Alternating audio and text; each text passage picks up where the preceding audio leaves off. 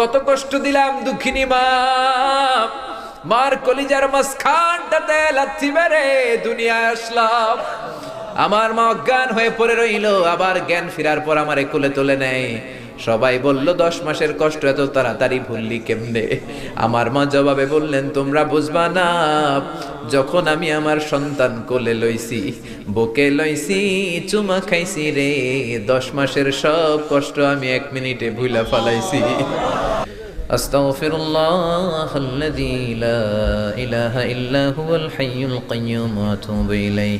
আল্লাহুম্মা সাল্লি আলা মুহাম্মাদ ওয়া আলা আলি মুহাম্মাদ কামা সাল্লাইতা আলা ইব্রাহিম ওয়া আলা আলি ইব্রাহিম ইন্নাকা হামিদুম মাজিদ।